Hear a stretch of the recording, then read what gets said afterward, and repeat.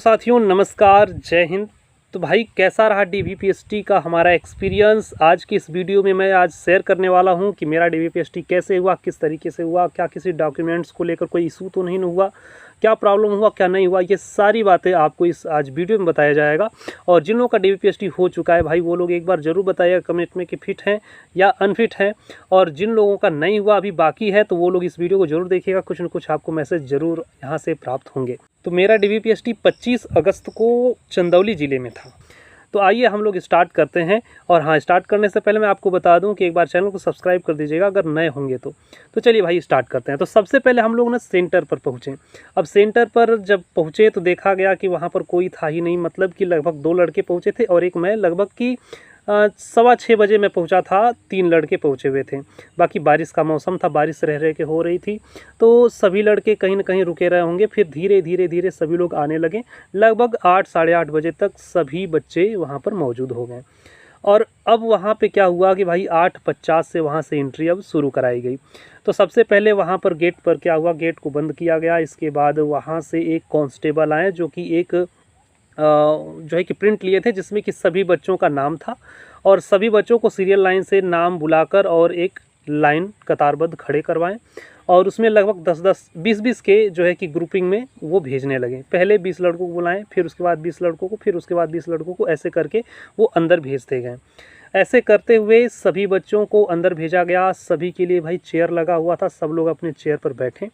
वहाँ पर एक और कांस्टेबल आए, वही जो जिन्होंने नाम बोला था वही कांस्टेबल फिर से आए और सारा इंस्ट्रक्शन बढ़िया समझाएं कि आपके पास जो जो डॉक्यूमेंट्स है निकाल लीजिए। और उन्होंने डॉक्यूमेंट्स के नाम बताएं कौन कौन से डॉक्यूमेंट्स लगने थे। तो लगभग 5 डॉक्यूमेंट्स थे। पहला नंबर आपका था हाई स्कूल का मार्कशीट, दूसरा था इंटर का मार्कशीट, और तीसरा था आपका जाति प्रमाण पत्र, और चौथा था निवास प्रमाण पत्र, और पाँचवा आपका आधार कार्ड। यानी कि आपने जो जो डॉक्यूमेंट्स अपने ऑनलाइन करते हुए एप्लीकेशन फॉर्म में सबमिट किया था, अपलोड किया था, वही आपको डॉक्यूमेंट्स वहाँ पर ले जाने हैं। अदर कोई भी, ना ही आप कोई नया बनवा के ले जाइएगा, ना ही बहुत ही ज़्यादा पुराना, क्योंकि जो आप अपलोड किए रहेंगे वही डेट, उसी सन का वही चीज़ रहना चाहिए एग्जैक्ट। ठीक है ना। अगर आप दूसरा ले जा रहे हैं तो फिर वही दिक्कत हो जाती है। अब क्या हुआ भाई कि वहाँ पे काफ़ी अच्छे से बताया गया कि जिस प्रकार से आपके एडमिट कार्ड पर डिक्लेरेशन है और आपके सिग्नेचर हैं, इंग्लिश वाले डिक्लेरेशन में इंग्लिश में अपना नाम, पिता का नाम, हिंदी वाले में हिंदी में अपना नाम, पिता का नाम भर लीजिए और अपना सिग्नेचर कर लीजिए। वही सिग्नेचर होना चाहिए जो कि आपके एप्लीकेशन फॉर्म में था। ठीक है। अब क्या हुआ, ये सारी चीज़ें करने के बाद जब सभी बच्चे आ गए और सभी लोगों ने ये चीज़ें कंप्लीट कर ली, तो उसके बाद लगभग 10-10 के ग्रुपिंग में वहाँ से उठाने लगे।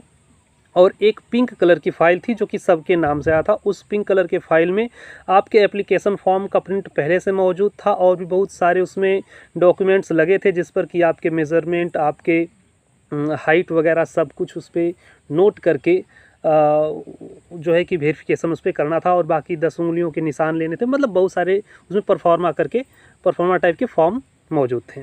तो वो आपको मिलेगा, लेकिन वो आपको मिलेगा नहीं, वो फाइल टेबल तक जाता रहेगा और आपको वहाँ पर भेजते रहेंगे लोग। तो वो आपका पहले टेबल पे गया और पहले टेबल पर भाई हो रहा था क्या, वेरिफिकेशन आपके आई से आपका बायोमेट्रिक हो रहा था। वो बायोमेट्रिक होने के बाद एक दस्तावेज रहता है, उस पर आपका सिग्नेचर कराया जाएगा। इसके बाद आपको ट्रांसफ़र किया जाएगा दूसरे नंबर के टेबल पे। दूसरे नंबर के टेबल पर जैसे ही आप जाएंगे तो आपसे अपना नाम किसी फॉर्म पे लिखवाया जाएगा, सिग्नेचर 3-4 जगह करवाए जाएंगे। इसके बाद आपके 10 उंगलियों के निशान लगवाए जाएंगे।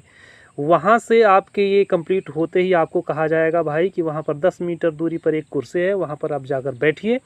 और फिर आपका वो फाइल वहाँ से 3rd नंबर के टेबल पे जाता है। 3rd नंबर के टेबल पर भाई वही एसडीएम साहब बैठे रहते हैं, जो अधिकारी आपका डॉक्यूमेंट वेरिफिकेशन के लिए बैठे रहते हैं।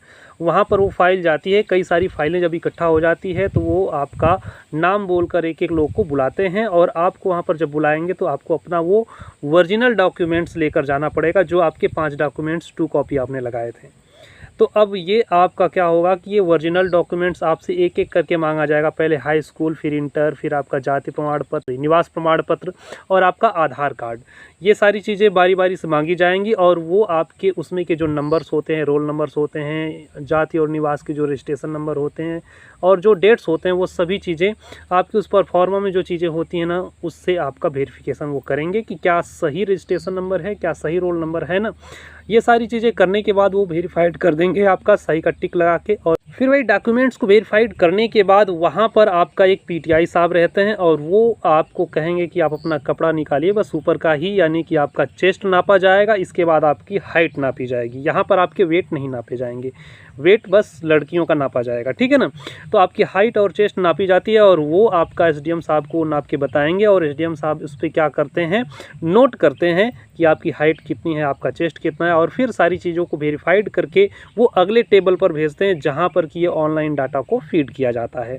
अब आपको वहाँ पर अगले टेबल पर जाना है और वहाँ पर आपको बैठाया जाएगा सामने कुर्सी पर और आपके सामने एक स्क्रीन लगी रहेगी, कंप्यूटर की ही स्क्रीन रहती है, और उसमें उधर से जो डाटा फीड किया जाता है वो डाटा आपको जस्ट सामने दिखता रहता है कि क्या क्या चीज़ें ये लोग फीड कर रहे हैं, और फिट अनफिट भी आपको उसी में ही दिख जाएगा।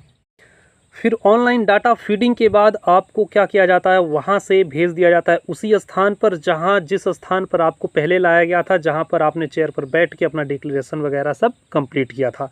आपको अब वहाँ पर कहा जाता है कि आप 4 बजे तक वेट करिए, और सभी लड़कों का जब तक नहीं हो जाता है तब तक किसी को भी नहीं छोड़ा जाता है। जब सभी लोगों का वेरिफिकेशन हो जाता है तो आपको लास्ट में रिजल्ट बताया जाता है कि कौन अनफिट हुआ, कौन फिट हुआ भाई। और इसके लिए कहीं कहीं किसी सेंटर पर उसका प्रिंट स्टिक किया जा रहा है दीवारों पर, और कहीं कहीं किसी सेंटरों पर नहीं किया जा रहा है। जैसे कि मेरे सेंटर पे भाई किसी प्रकार का प्रिंट स्टिक नहीं किया गया, ठीक है। बाकी जो सारी जगहों पर स्टिक किया जा रहा है, तो वो लोग आप लोग एक बार चेक कर लीजिएगा। मेरे यहाँ क्या हुआ कि भाई एसडीएम साहब सभी को एक बार बुलाएं और जो लोग अनफिट थे उनका नाम बोलें कि ये लोग अनफिट हैं, और बाकी जितने लोग बच रहे हैं सभी लोग फिट हैं, और इसके बाद आपको घर भेज दिया जाता है। तो इस तरीके से भाई हम लोग का हुआ डाटा वेरिफिकेशन पूरा, और पीएसटी हुआ। तो ये पूरी एक्सपीरियंस का। और आप लोग का डीवीपीएसटी कैसा रहा एक बार कमेंट में ज़रूर बताइएगा। कोई भी क्वेरीज होगा तो कमेंट में ज़रूर लिखिएगा, मैं उसका आंसर देने का पूरी कोशिश करूँगा।